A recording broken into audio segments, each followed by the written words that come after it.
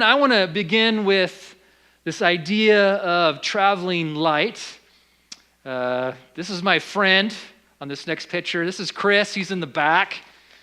Chris, he's the guy with the hat on. And I asked him last night if it was okay if I used this picture. And he said, "What picture?" I said, "I'll just grab one off Facebook." And he said, "Well, he just wanted to make sure I found probably a good one." So he was concerned that, he said, "Was I still alive in the picture?" So Chris went on a 9-day journey, went on a hike by himself, and so he packed on a bunch of extra weight, got his backpack on, and then he went out on a little adventure. He went from Snoqualmie Pass to Stevens Pass, did that over the course of 9 days, I think like 80 miles, and just had a lot of fun and a lot of heartache and great time being by yourself, right, Chris? Yeah, everything that goes into that. But here's the thing with Chris, is Chris packed his bag, and his pack weighed 61 pounds. Now, I just want you to think about right now adding 61 pounds to your life. You walk in a certain weight, and you walk out with 61 added pounds. Well, plus a little bit of water, too.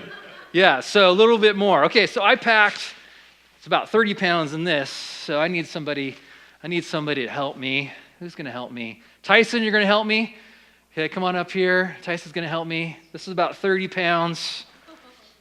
What do you think? Whoa, look at that guy. It's like Hulk Hogan up here. Okay, Tyson. All right, give it up for Tyson. But I think everyone understands that for Chris to make this journey, it was necessary for him to add the weight. So it was his choice, his decision. Obviously, if he wanted to survive and not just live on the land, not just sleep out there into the stars, he would need to take some things with him, and so he packed appropriately. So, good job, Chris. Way to go.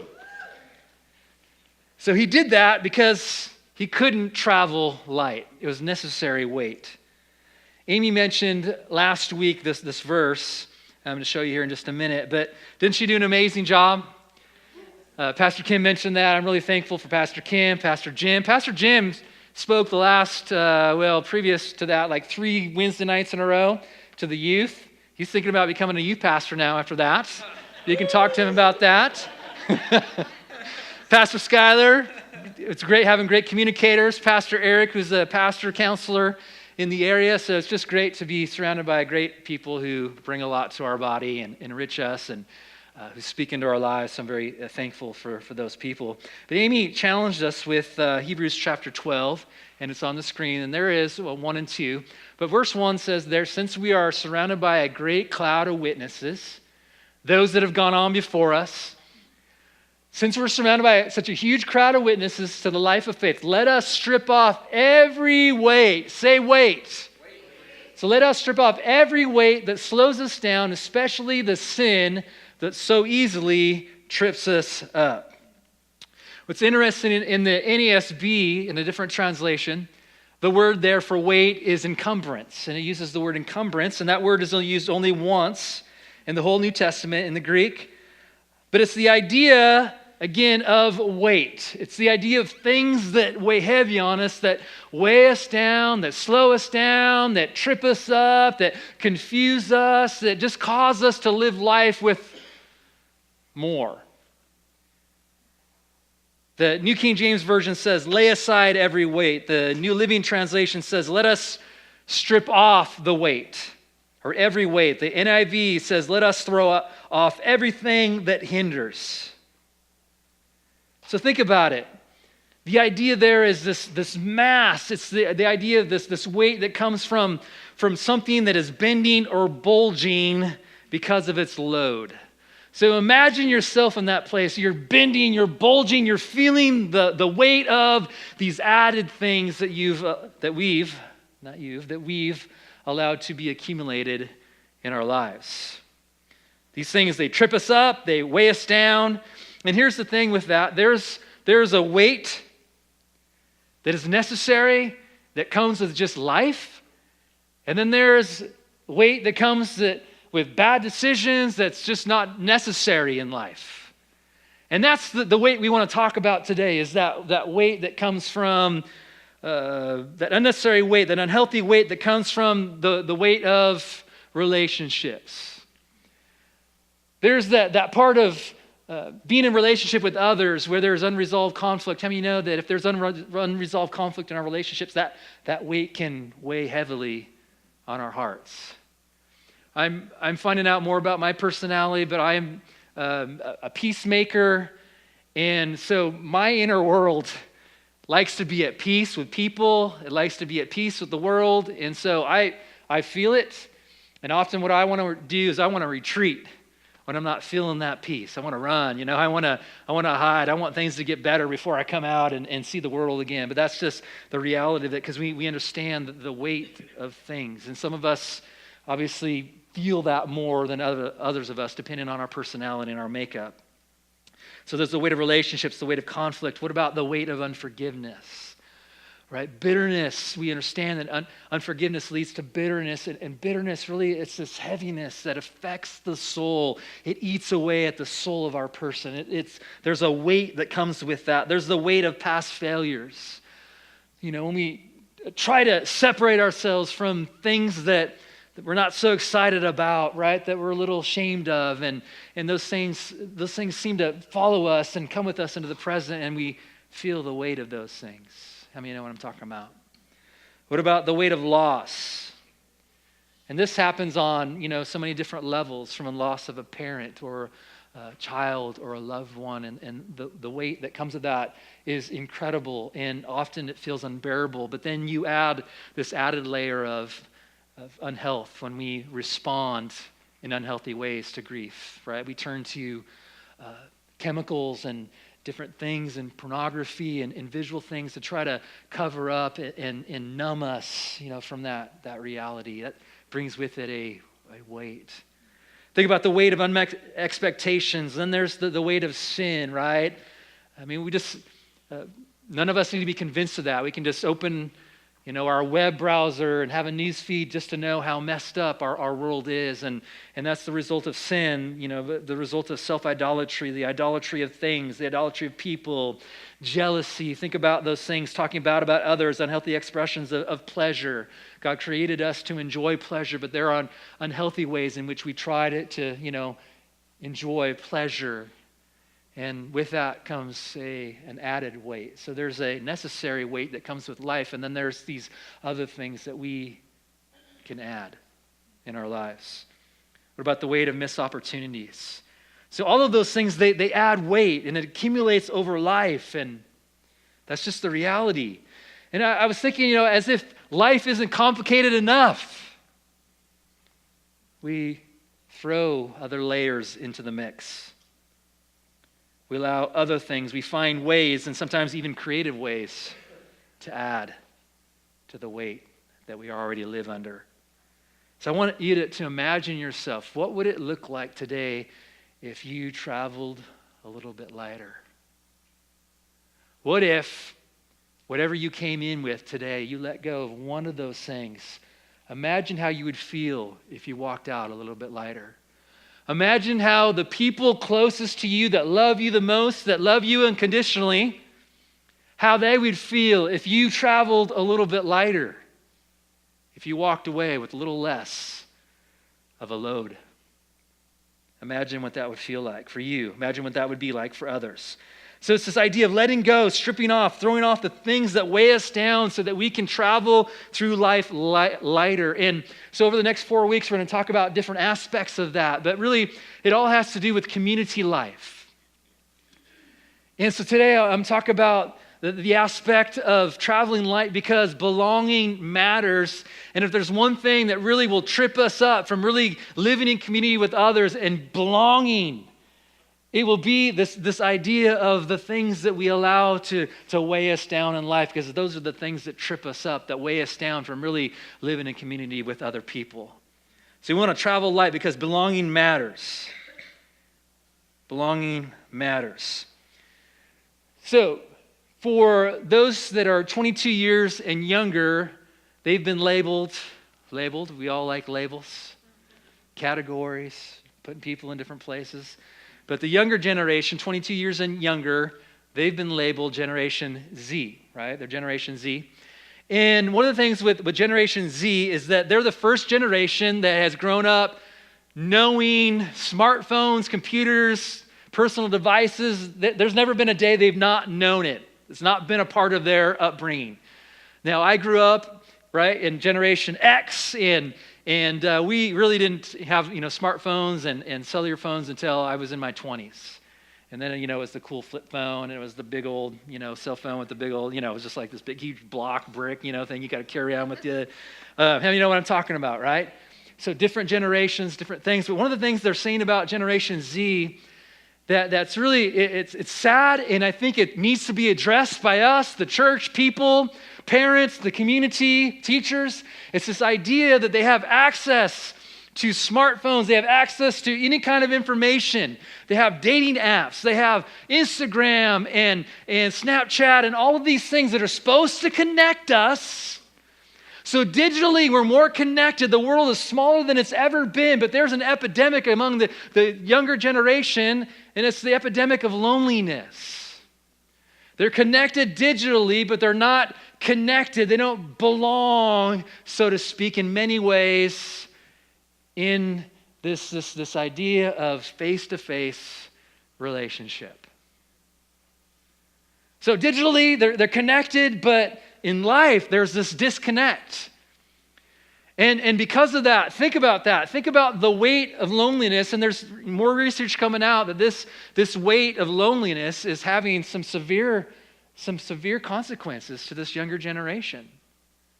They're living in isolation, and because of that, some of the suicide rates and other things, they're off the roof. And so it needs to be addressed, it needs to be talked about. But here's the thing, we have this innate thing in us, this craving, this desire that I believe God put in us that desires to belong. Digitally, yes, but face to face, more so. Right? This craving to know and be known, this craving, this desire to love and be loved, this craving, this desire to be able to be in relationship with other people, to be accepted, to be respected, to be, loved. We have that within us. And that's God-given. And so as much as we have that in us, there's also this thing in us that wants to be part of a family. But there's also this thing in us that is very capable and even very creative at times at kicking against that craving. How many know what I'm talking about? Sometimes we can find ourselves self-sabotaging relationships because we're afraid. Well, what if I really expose myself? What if I really allow another person into my soul? What will they think? Will they stay? Because some of us, frankly, we've had people who've left, who couldn't deal with us, who couldn't handle the stuff that we bring into the relationship.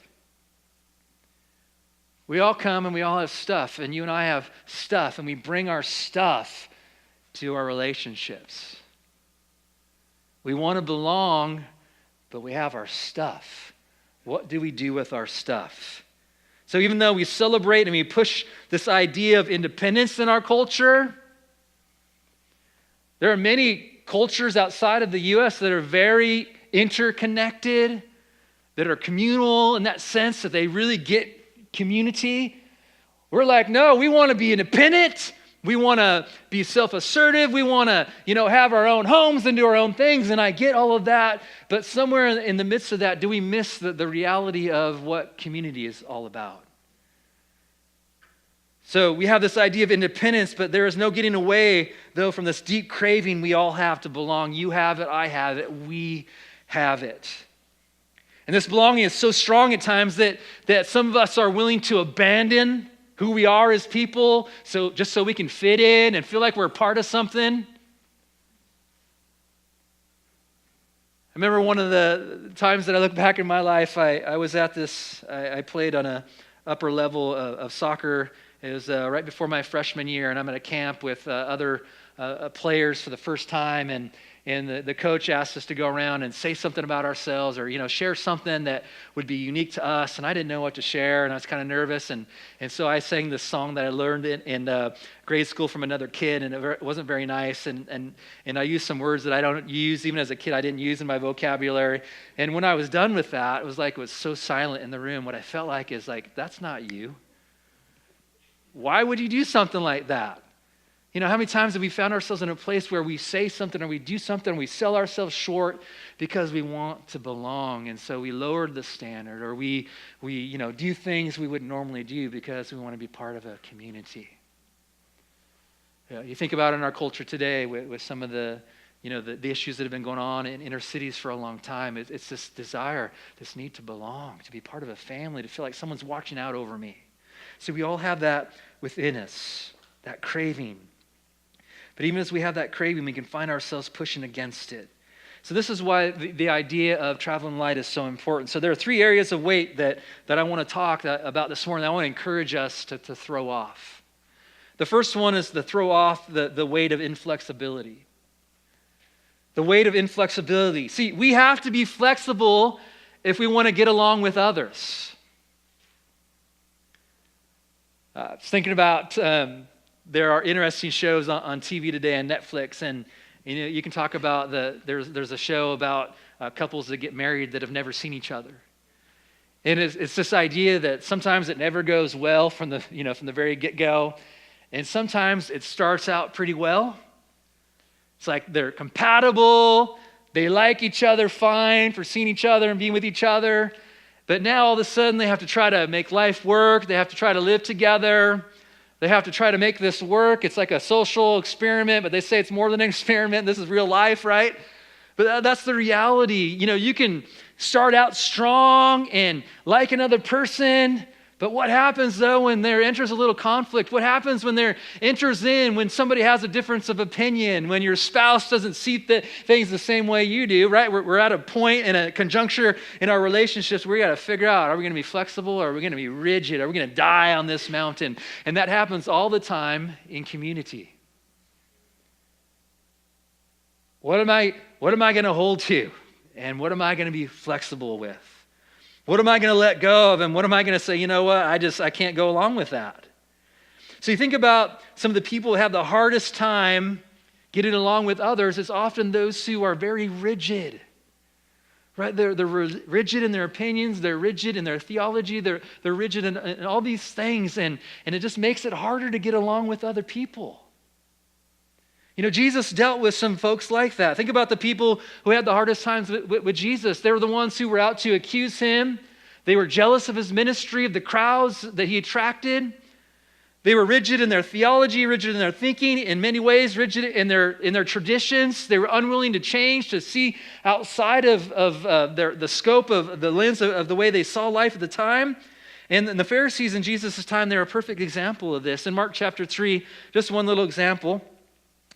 But there was a synagogue meeting, and Jesus is there, and Jesus, the Pharisees, the religious sect, the ruling sect at that time, they're trying to find ways to pull the carpet out from Jesus, make him look bad, right? To find fault with him, his ministry, with his theology, and so Jesus is aware of that. He knows what's in their hearts, and it says there that there was a man who came into the synagogue on this particular day on the Sabbath, and he had a withered hand. And so Jesus, knowing how they felt, decided he would heal this man on the Sabbath. And it says, so he said to this man in verse 3 of chapter 3, and he said to the man who had the withered hand, he said, "Step forward."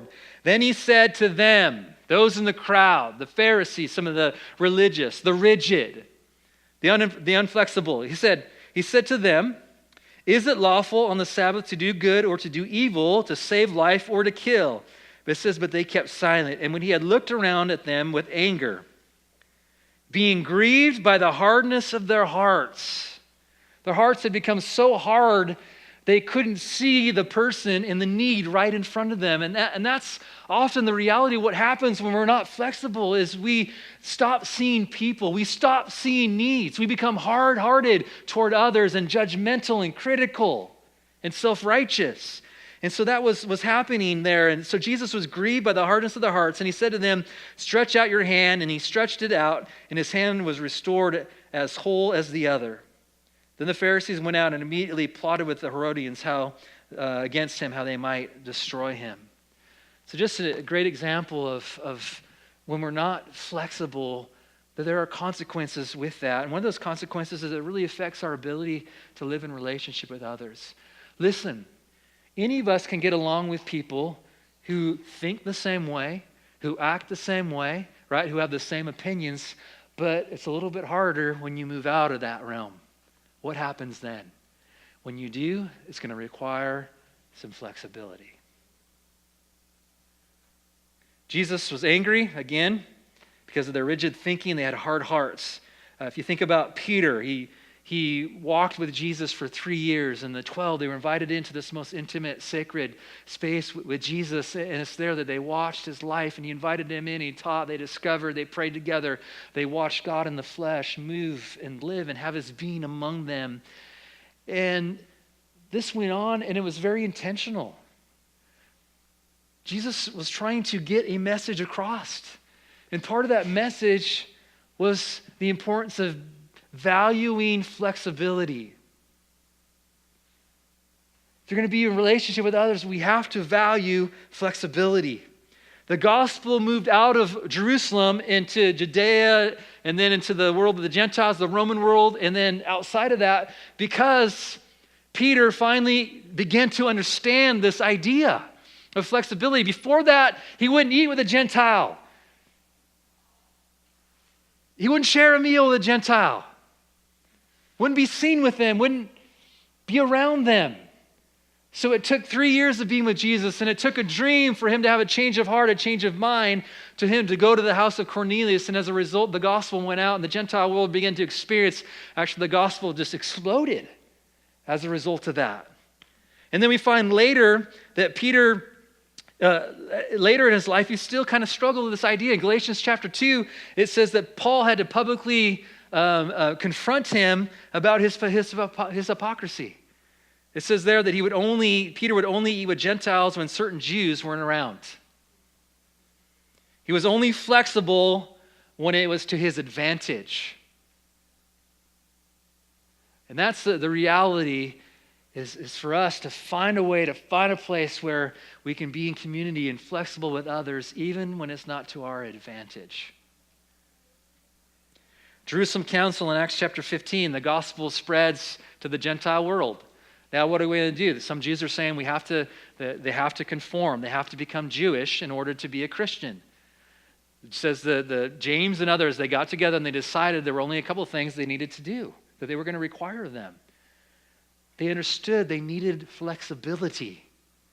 They didn't require them to be conformed to their image, to their traditions, to their customs. Even today, the gospel going out and what makes the gospel so powerful today in different nations and different countries, Eric's been there, is that when you show up, you can't force people to conform.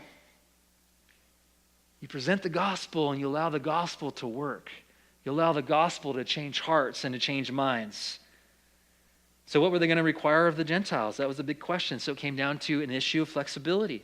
2 Corinthians chapter 9, verse 19 through 23, Paul talks about there just the importance of flexibility. He said, I want to reach people, and so I understand that I have to become all things to all men. And so he understood that when he was with a Jewish audience, man, he was Jew to the core. But when he was a Gentile with Gentiles, he didn't require Gentiles to become Jewish. So he says this, which is so amazing to me. He says, I desire, my goal, my intent is to be servant of all, that I might win some. Servant to all. That heart of servanthood. For you and I to express that, to move in that, we have to have a flexible mindset. So what if you and I took on that mindset? What might that mean for us? One of our core values here at Harbor Life is to be flexible. Flexibility is rare, so we'll be that. And that's the idea, that we want to hold an open hand to some things, to a lot of things. But at the same time, yes, there are some things we're going to hold a close hand to. We believe that Jesus is the only way, that he's the only one who rights us. We're saved by grace through faith. I can't earn it. There's nothing I can do to deserve it, to make my way into a place of relationship. It's made possible because of the cross, so that will never change. So we're going to hold on to that. But in terms of methods of baptism, in terms of different perspectives on eschatology, end-time events, there are lots of different opinions. Lots of different opinions. And here's the thing, it's okay to have an opinion. But the idea of being flexible is holding an open hand toward other people's opinions. That means I don't have to convince you to believe the same way I do for us to be in relationship together.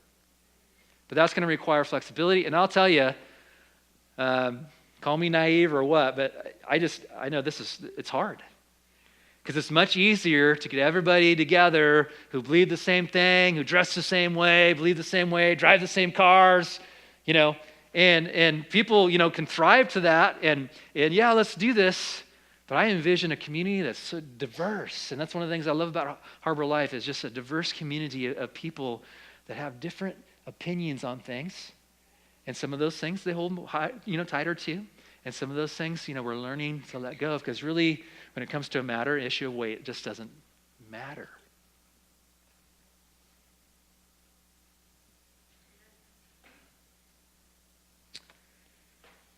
So it's something we work at, it's something we fight for. It's not easy, but when we are flexible, little things don't get in the way of the heavier things.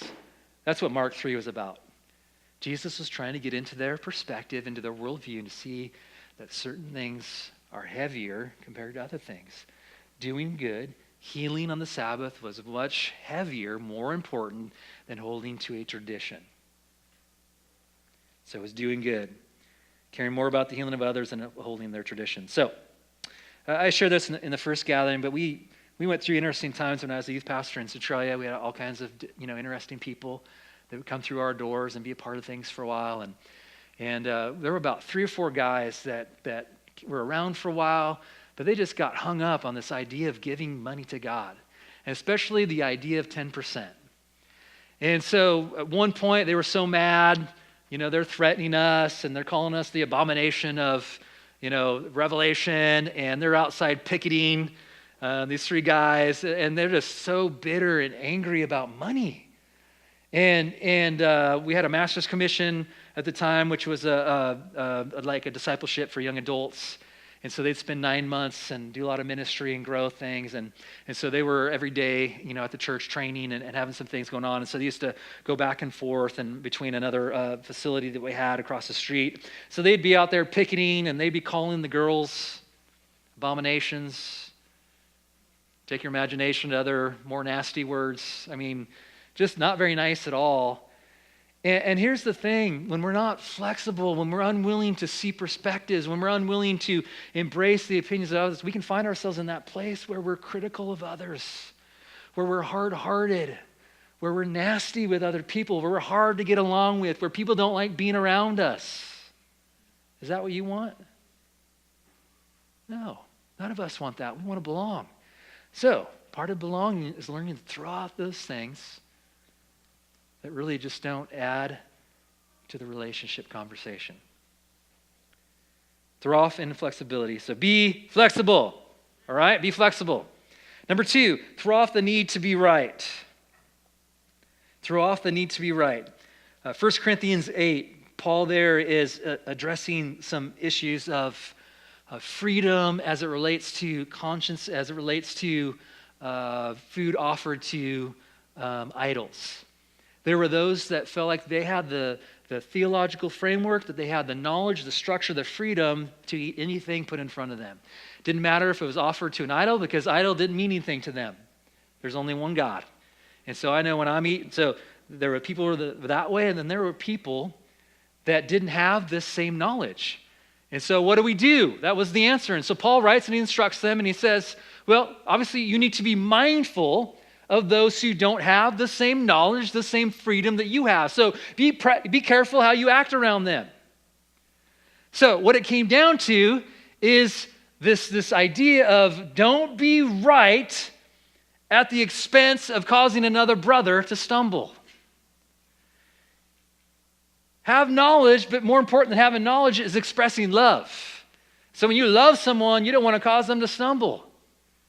You don't want to give them any reason to look at their life and say, wow, so-and-so can do that, so,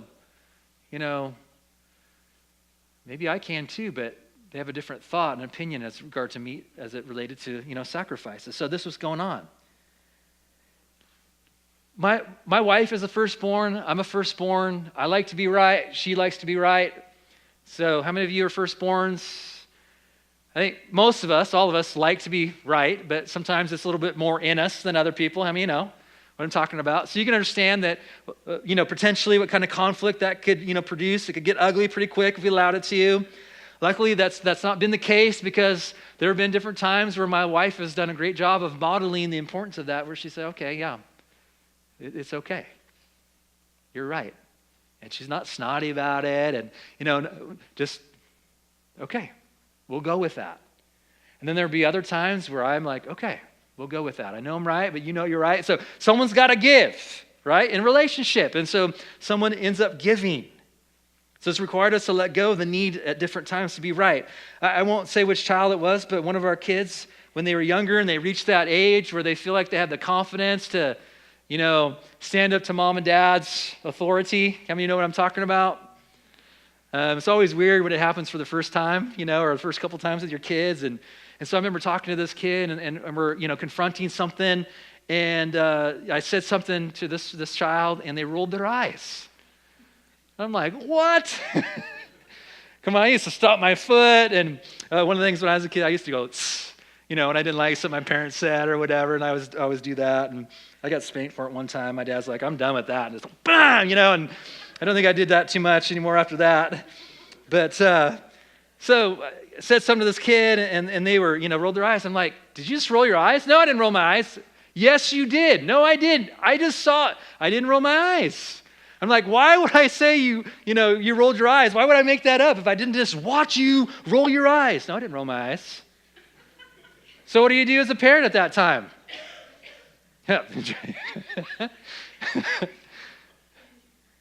John just went like that.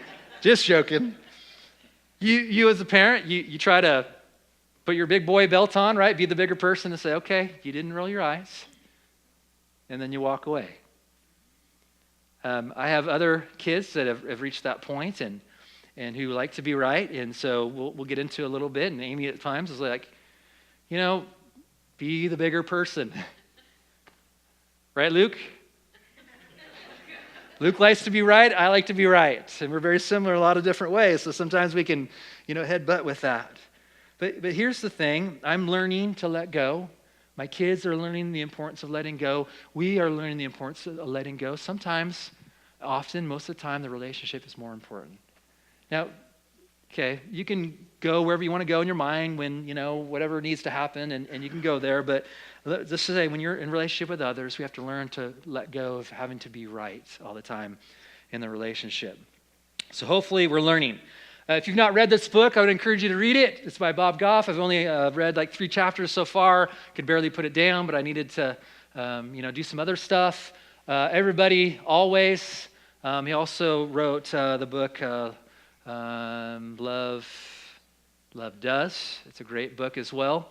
So we'll figure out a way for us all to read the book. But Bob Goff, in this book, I love it. He says this in chapter 1.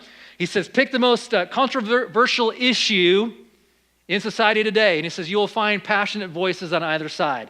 And maybe you're a passionate voice. And maybe you're determined to make sure the other side knows your position. And so you're going to let it be known. You're going to let it be heard. And you're all over Facebook and Instagram. And you're out there just letting it out. And here's what he says.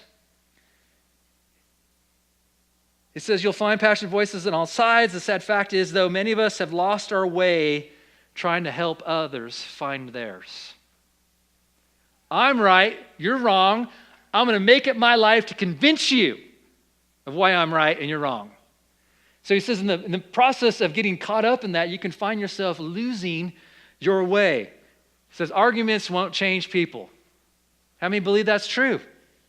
Arguments won't change people. Being right is not going to change anybody. You might win an argument and lose a friend.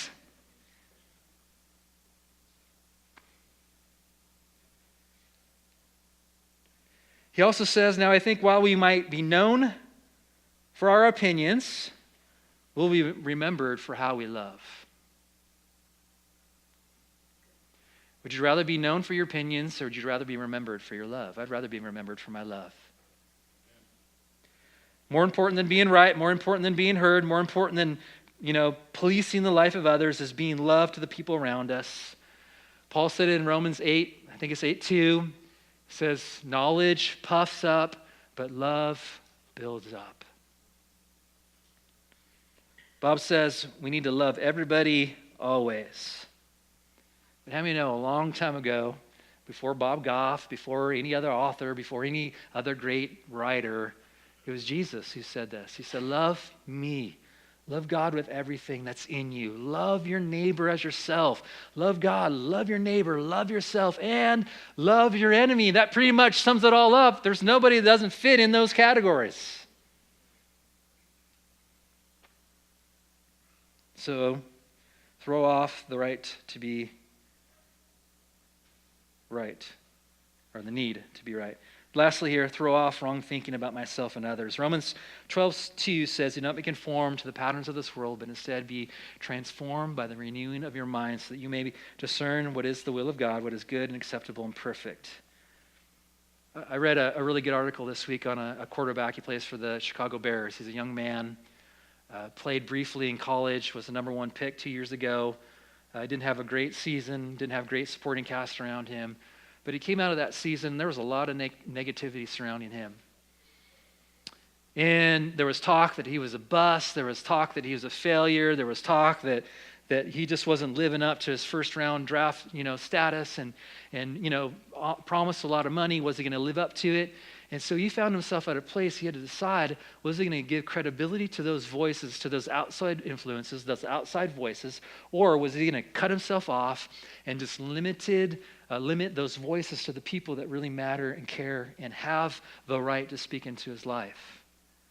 So they were asking him, what's been the difference between this year and last year? How did you do it? And he just had made a huge jump. And he said one of the things that he did is he walled himself off from the outside voices. He cut off his social media accounts. He quit it. He said, it wasn't helpful. It wasn't helping me to think better about myself. It wasn't helping me as a person, as a quarterback, any of those things. And so he cut himself off from those things. He limited the voices that he was allowing into his mind. And here's the reality. Sometimes you and I allow things, influences, voices to come into our mind and occupy the most space. And so when the Word of God wants to get in, when the Holy Spirit wants to get in, there's no room because there's all these other voices, there's all these other influences that are affecting how we think about ourselves and how we think about others that He can't get in. He can't transform us.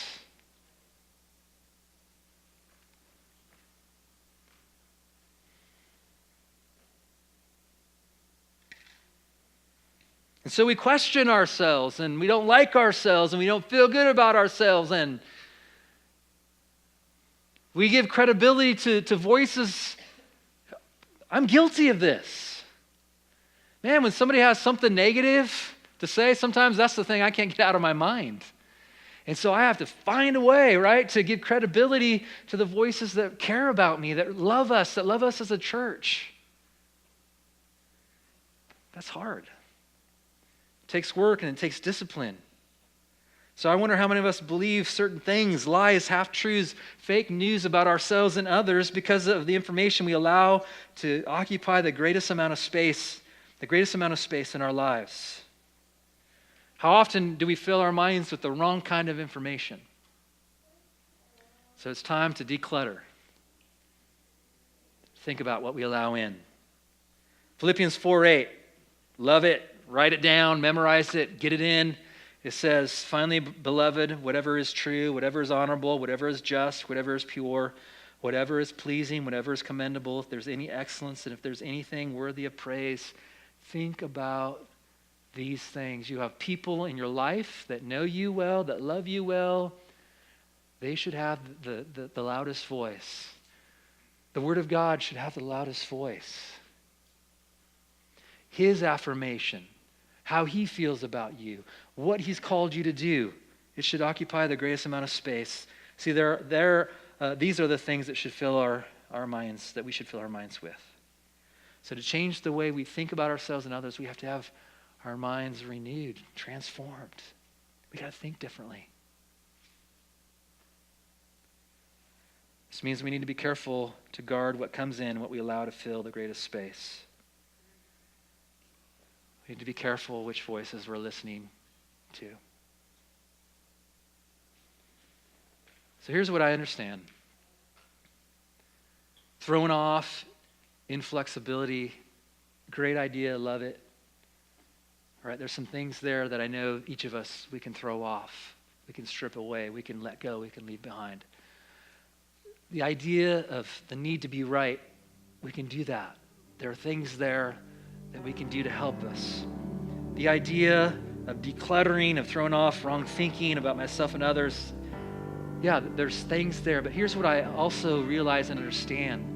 It's like an onion, right? You got to peel away at the onion because there's all these different layers. And really what I've just talked about is it's a top layer. It's a reflective layer of what's deeper, darker, more sinister in our hearts. See, what comes out on the outside is always a reflection of what's going on in the inside, where our hearts are. And so I want to leave you with that, just to think about what are those deeper layers, what are those deeper things? Yes, inflexibility, there's things that we can throw off, but what are those things like, I don't know, anybody deal with pride? Anybody, have an ego? Want to be somebody, want to do something with your life?